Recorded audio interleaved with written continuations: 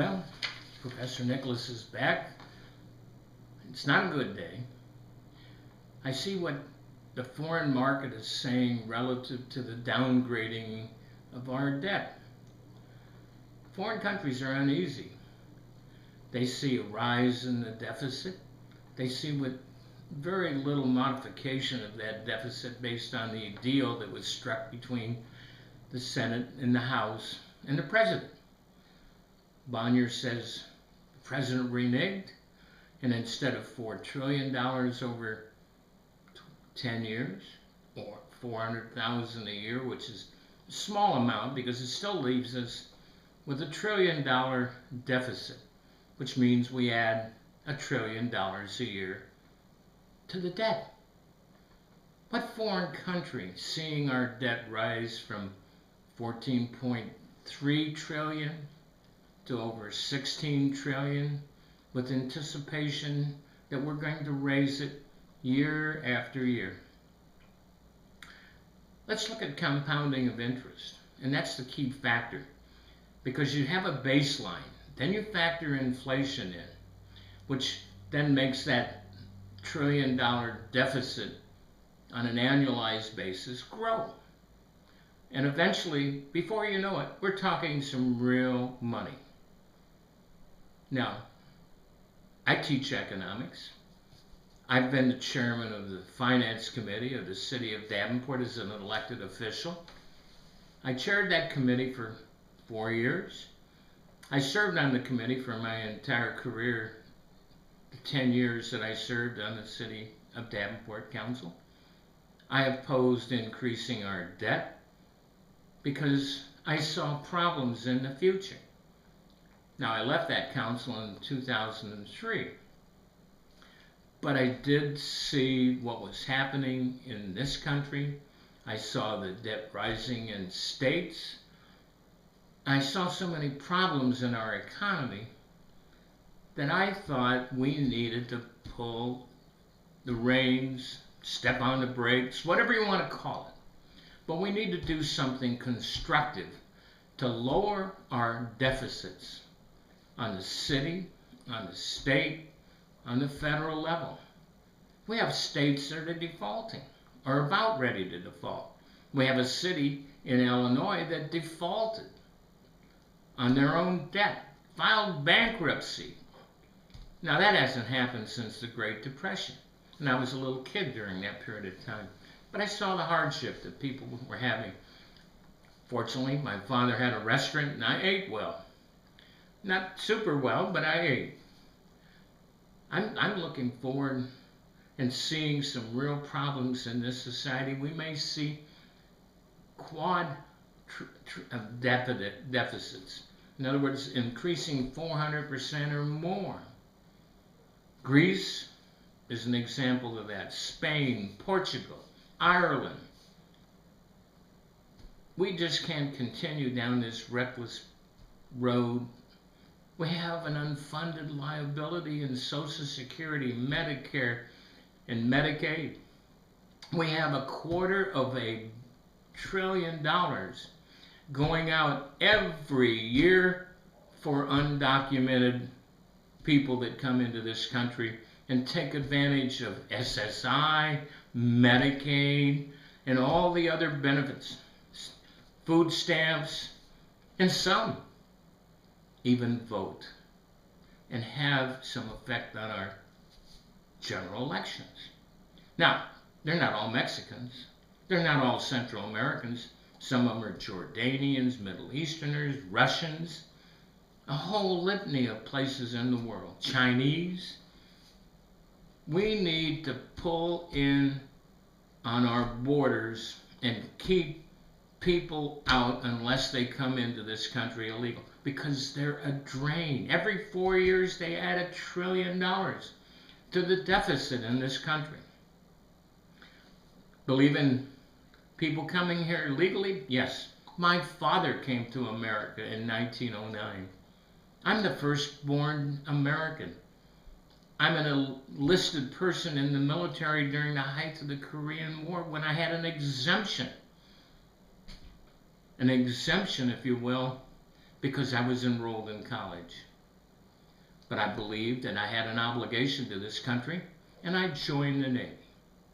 But enough about my background. I want you to look at this chart. I hope you can see it. See this red here? That's the increase in the debt, the deficit that has been put forth by the current administration. Now, George Bush was no angel. He increased the debt from somewhere around 6 trillion to 10 trillion in his 8 years. And I'm going to put together a bar chart for you all to see in the near future, to see the annualized deficits of the most recent presidents of this country. But this is getting out of hand. We have $1 trillion in each one of the year, and we anticipate, according to the General Accounting Office, that the deficit for 2010 will be $1.7 trillion. And if we're going to reduce it maybe by $200 million, we're still talking some real money, 1.5 addition to our debt. Now, what can you do? Certainly you can register if you're not already done so. You can vote at the next election. You can pick candidates that will have some fiscal conservatism. We need to make some drastic changes. Some people call them draconian changes to the way we issue welfare, the way we issue Social Security, and other programs. I think there needs to be some consideration of increasing the age for retirement. In 1936, I believe, is when we implemented Social Security.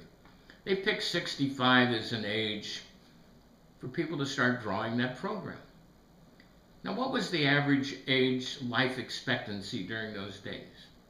It was less than 65. In other words, they were picking an age when most people would be dead. Now, there was an insurance program for the Social Security program, and in the event you died before you retired, your family would benefit at least for a period of time until the children were old enough. That program can continue. But what we need to do is look at the age 50 and say, if you're 50 years old, we're going to increase your date of retirement from 65 to 66.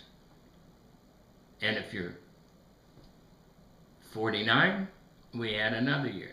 And we add another year for every year, going back down to when you reach 75 years life expectancy. That gives those people 50 and under an opportunity to plan a supplement program for their own retirement when they reach that date of retirement. We also ought to immediately eliminate early retirement at age 62. I'm not saying eliminate disability benefits in the event a person becomes disabled, but I certainly believe that we need to increase, because the average age, the average life expectancy is 75 or better. I'm 78. Now, in the case of somebody like me who is a retired federal employee, and I draw federal retirement, I think they ought to let me buy out of my Social Security benefits. I don't need them. And I think that people, and I would be first to jump in line to take that benefit. And I think they ought to do that for the wealthy of this country. Why should we pay somebody who's probably got 5 or 6, maybe 10, maybe even $100 million in the bank? Why should we pay them Social Security? Let's let them buy out for what they put into the program. I'm not saying let them buy out for the employer's contribution, but let them buy out for their contribution into the program. Maybe pay them a small amount of interest, but maybe not. But we ought to consider that. It's sort of like a means test, which we do for non-service connected disabled veterans. I think it's a program that we should look at, and we should look at soon. We'll talk more about it later. But this is Professor George Nickolas over the kitchen table. Thank you very much for your time, your patience, and I'll keep bringing you facts. What I've given you, what I've shown you in this chart, came from the federal government. It's not something. Remember, I was a Democrat at one time, a conservative one. I was a Republican and a conservative one. And now I'm neither. I'm upset with both political parties because none of them have the intestinal fortitude to stand up and say, we need to make changes to maintain fiscal responsibility in this country and to maintain our position in the world as a leader. Let's talk more next time about the dollar and where I see the dollar going and where the foreign banks are seeing our dollar going. Thank you very much.